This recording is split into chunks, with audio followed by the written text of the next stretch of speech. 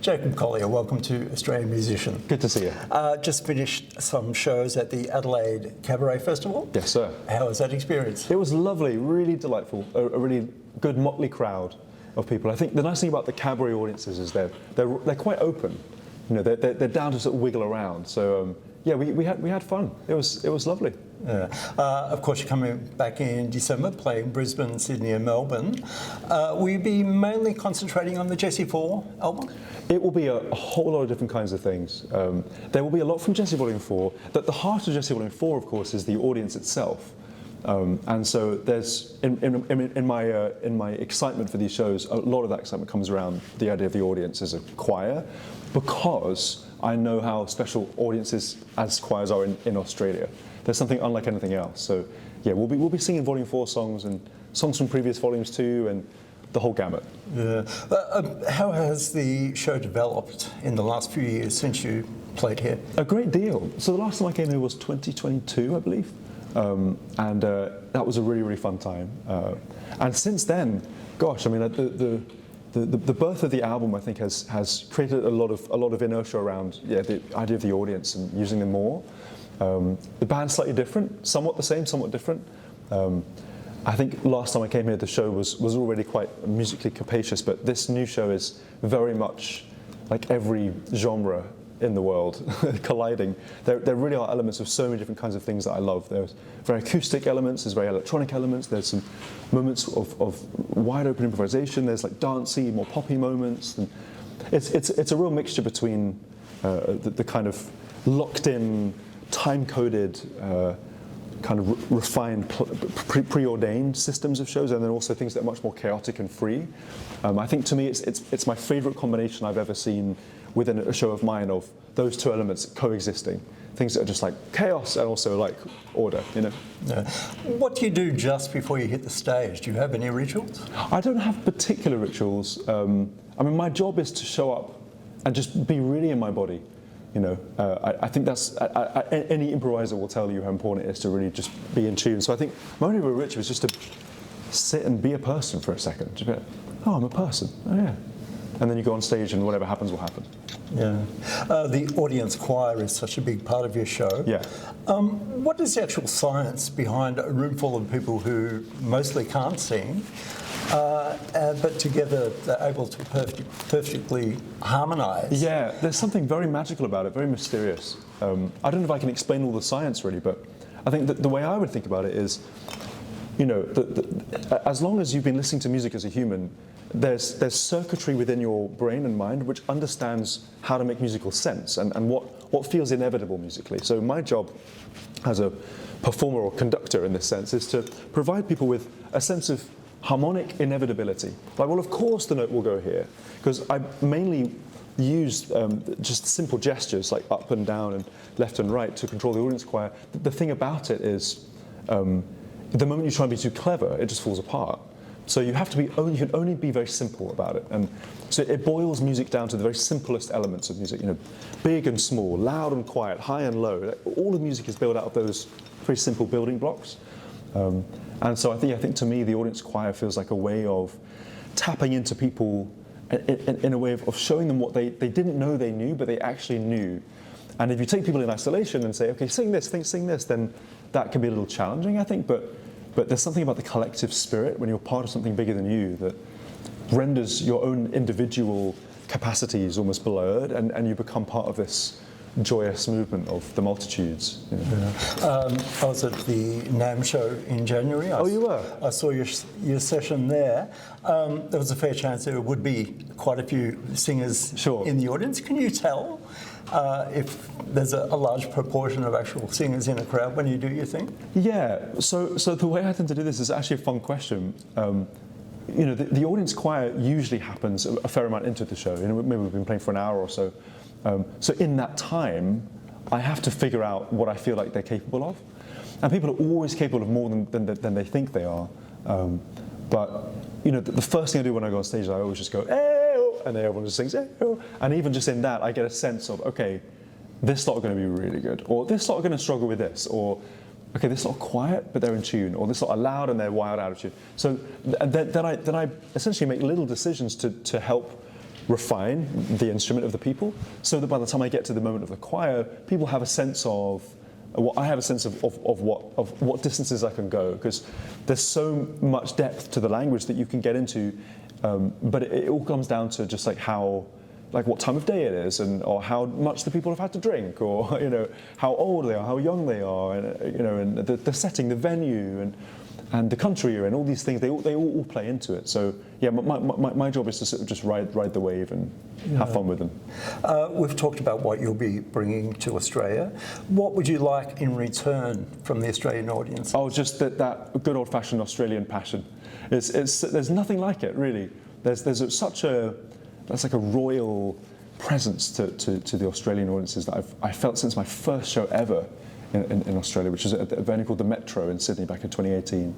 And here in Melbourne, I played a venue called the Howler. And I will never forget the show. It's like a tiny little venue, a raucous crowd.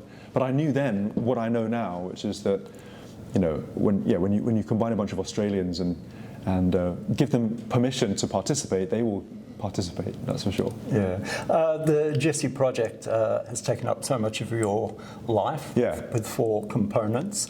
How hard is it to decide upon the direction of the next album? We spoke last time about how you put it was creative infinity as being an obstacle. Have you made a decision where you're going next? I have strong intuitions, but no concrete decision as yet. I think one intuition I have is that it's pretty hard to go bigger than Djesse Volume 4.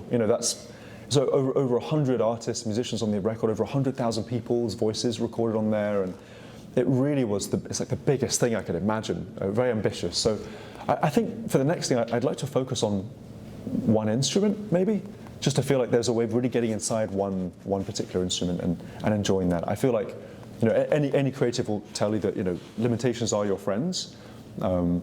And I think that now I'm excited to explore just a slightly different frontier that's less about the complete infinity of music and more about really getting inside one thing. And of course, within any one thing is also infinity. It's just a different flavour. Yeah. How do you keep your chops up for each instrument? Yeah, it's an interesting question. I feel like it was a number of years ago that I realised that there's no way of always being at the top of my game on every single instrument. So I have seasons, I think. Obviously, when I'm touring on the road, my main instrument is the crowd and my energy. And there's an amount to which I have a sort of constitutional, I think, command and understanding of certain instruments that I play. But it's been really fun actually recently spending time with the guitar, for example, because I feel like with the guitar, there are just degrees of resolution and finesse that you can only really master if you really spend an extended period of time with the instrument. So I personally have been really enjoying that instrument recently. I play a 5-string guitar. Actually, I've got it around here. Look at this. So quite an unusual number of strings, 5. I'm sure you're wondering, Jacob, what the hell's going on? But I actually grew up playing what's called a tenor guitar, which is tuned in fifths. It's tuned like this. That's slightly out of tune, but tuned in fifths. And I used to tune the top string down like that. And then I used to dream of this extra string, that one. So it's like octaves on the top and the octaves in the middle too. It's a completely symmetrical system of tuning. And so it's more of an augmentation of 4 than it is a reduction of 6. But this has become a really dear companion to me, actually, this instrument. And I play it on stage on the tour and been recording with it a lot recently as well at home. And yeah, just it feels like a very open tuning based system. It's a bit like something like a dadgad tuning, but you've kind of got a bit of a twist. And it's a 6-string neck, actually, so there's more space for the fingers to find and bend and things in between. I do a lot of things with my left hand on the guitar, like not much with my right hand, because I never really learned to pick. So I just kind of designed a guitar that felt like that, and yeah, this is a Taylor Jacob signature 5-string, and wow. It's exciting to have it in the real world, not just in my imagination. Yeah. So has that been released? It has. So people can now buy these, which is really exciting, and a dream of mine for a long, long time. And I would like to any person who was interested in learning the guitar, I'd honestly hand one of these to you before I'd hand a 6-string, because it's pretty easy for it to sound good. It already sounds nice, especially when it's in tune. But a major chord is just one finger, So there's something very intuitive to me about the idea of this tuning. So yeah, I'm excited about that. Yeah. Speaking of guitar tuning, there's a photo I saw of you and Joanie Mitchell. Yes. Known for her unusual tunings. Tell me about the meeting. Oh, it's extraordinary. I mean, so I met Joanie first in 2021 through a mutual friend, Brandy Carlisle, who's one of my favourite musical storytellers ever. And she had been hosting these kind of jam sessions at Joanie's house called the Joanie Jams. And, you know, you'd go along and you'd see all sorts of amazing musicians who would just be there, you know, and it was a really beautiful paradigm that was really designed to get Joanie back on her feet after her brain aneurysm, because she lost the ability to speak and to walk and all sorts of things. So it was like a way of bringing Joanie back to Joanie using her essence, because she's such a jazz musician, really. She always has been. She's such a maverick and really feeds off of that energy. So I was lucky enough to be invited to one of those, and we just hit it off real nice. And fast forward a few years, I accompanied her last year at the Grammys, performing Both Sides Now, and then she did these gigs at the Hollywood Bowl over in California, and I was lucky enough to play piano for those gigs. So it was just an amazing privilege, unthinkable, to be honest. If I imagine myself as a kid, jamming along with Joanie and playing, you know, Case of You, and all this, it's just crazy to me. But you know, one of my first questions to Joanie was, you know, how do you think about tunings? Like, where do they come from? And she was very much sort of like, oh, I don't know what I'm doing. I just tune the thing, and if I like it, I keep it, and whatever. And I think she probably does know what she's doing, but she knows what she's doing from a heart perspective, and her ears just learned how to find those magical solutions, you know. Yeah. On the Djesse 4 album, there are so many collaborations with some great people like Brandy Carlisle, Michael McDonald, John Legend, Lawrence. Yeah. So many. Did you record in the studio with all of them? I always try to, yeah. So everyone you just mentioned, I did. There were a couple of people who I had to do remotely because they were away, but I always try to do it in the physical, because it feels more of a human exchange that way, you know. But really, I can't believe how many of my heroes came through for this record. It was really a thrill. Yeah. Last time I spoke to you, you were in your home studio. It was a Zoom call. The affinity with your studio. Yeah. Do you sometimes feel too comfortable there? Do you feel the need to get out into another studio space? I would say so, yeah. I think everyone who has a creative workspace knows the feeling of knowing it too well. You know, that room knows me better than I know myself in certain ways. It's seen me through all different kinds of walks of life. So, yeah, one of the perpetual challenges is to keep things feeling fresh in terms of a palette perspective.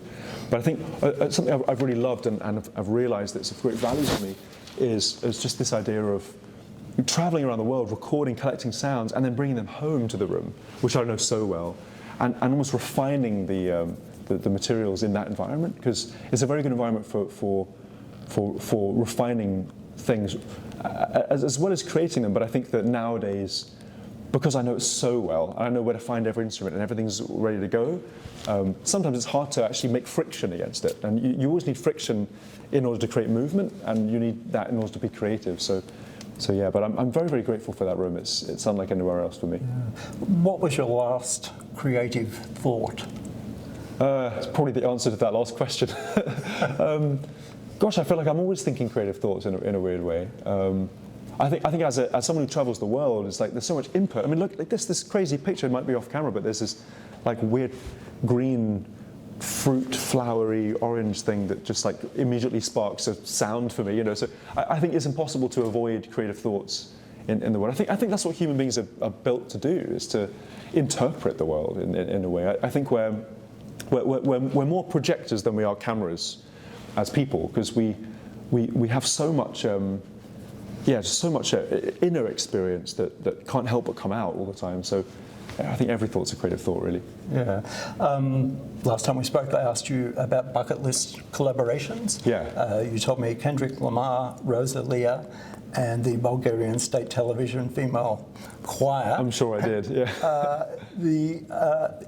One of those appears on your album, the Bulgarian State Choir. Yes, exactly. I've worked with an amazing choir, and as I'm sure I told you last time, they're just unlike any other musical entity in the world. It's all female choir, very folkloric, based in Bulgaria, all these different styles of singing converging, and And the sound is unlike anything else, this crazy nasal sound. So I went to Sofia to play a show with them, and we were recorded for a song of mine called All Around You, which is such a thrill.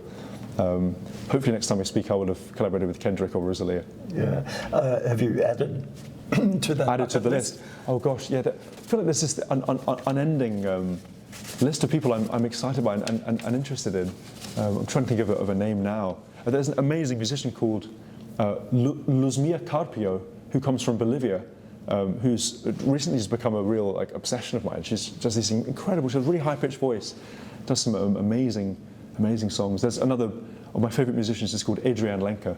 She's a very, very special songwriter, guitarist who's in a band called Big Thief and also does a bunch of solo work, and she'd be amazing. And another of my bucket list collaborations is Napalm, who's in a band called Hiatus Coyote, and as of yesterday, or maybe even today, I think it was announced today. She's actually opening for these Australian shows at the end of the year, which is such an honour. So I'm really, really excited to have her part of the family. Yeah.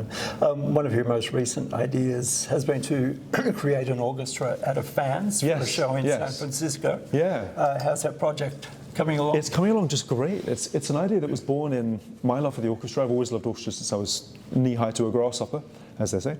And I've just really enjoyed bending orchestras, because a lot of the time you meet orchestras that are quite unionized and quite straight-jacketed and, you know. But my earliest memories as a musician were watching my mother conduct, and she does so in a way that's really wiggly and strange and joyous and So I think my instinct with orchestras has always been to lean into the fact that you've just got 60 or 70 or 100 people on a stage who are already equipped to do musical things that don't have to all be preordained or written out. So in thinking about this, I was thinking, well, I've got so many people who have reached out to me over the years, said, oh, I play this instrument, you come and do our orchestra. So I thought, well, why don't we try building an orchestra out of just people of the world? And so people have been sending in videos, submitting to be part of it, and I'm really excited to see how it goes. Yeah. Do you find it hard to switch off and put your creative antennas down? Yes, I do, very much so. I think that it's something I've had to learn how to do on tour, physically. Just learning how to sleep is hard, because you get such a buzz out of, or I get such a buzz out of audiences and out of traveling and things. So yeah, it can be hard to just power down. What's your greatest fear? Big question. Looking around right now at the world, I feel like in some ways my greatest fear is like my own apathy, my own numbness. And I say that as someone who's so easily stimulated by the world that it's very easy to close off and just say, oh, I'd rather just exist indoors for a bit. And that's important, but I think that scares me. I think the idea that a person, as we see all over the world, it's easy for people to disengage from life and from some of the prevalent forces that are at play right now. And I think that we need to remember the power of being present and actually of being soft as well and being gentle. It can be the most, it can be the most, what's the word? The most bold, the most brazen. The biggest act of resistance can be to be present, just to be gentle and present. It's easy to get caught up in the craziness, and also it's easy to disengage. And I think both of those things pose a risk to me, the way I perceive it. So I try to just be present as much as I can. Yeah. As I said, I saw you at the NAMM show in January. When did the penny drop that you could not only be a recording and performing artist, but also an ambassador for music in general? Yeah. I've always thought of myself as someone who champions music because I can't help it. I just love it so much. I witness its power. I see its significance for people. I know firsthand just how much it's helped me process the world and experience and connect with people. So it just feels like a very natural extension. It's not something I ever decided to do, or like, oh, I should really be an ambassador for music. It's more like, well, I'm already an ambassador for music because I'm a musician. So I may as well start talking about it, Yeah. What are you most proud of in your music career so far? It's a lovely question. I think I'm proud of the people who I'm surrounded by. I think that a person is only ever as good as the people who are around them. I'm proud of my team, I'm proud of my audience, I'm proud of my family, my friends, my collaborators, and I think I'm proud of their freedom to feel like they have autonomy and flexibility to create things. I think that the most visceral example of this is with audiences. I'm proud of the feeling in the room, which is quite an ephemeral thing to say, but I'm more proud of the ability for a group of people to feel safe expressing themselves than I am in any particular awards or things that I've done, and I'm proud of those too. But I think that overarchingly, the mission for me has always been to be as connective as possible with music as a language. And so when I see evidence of that in the world, and I see people around me who are more alive as a result of music that I've made, there's no greater honour than that. Yeah. And finally, what are you looking forward to most about coming back to Australia in December? Well, it'll be the height of summer. It's a little chilly out there right now. The sun is currently shining, but yeah, just always excited to come to Australian shores, and yeah, in December, there's no better time to visit Australia. This is the best operating system of the show I've ever been running on. So I'm just really excited to hear the sound of the choirs. It's a real thrill to come back and do arena shows here. I've always wanted to do that. So yeah, just can't wait. See you there. Jacob Collier, thank you for your time. Thank you.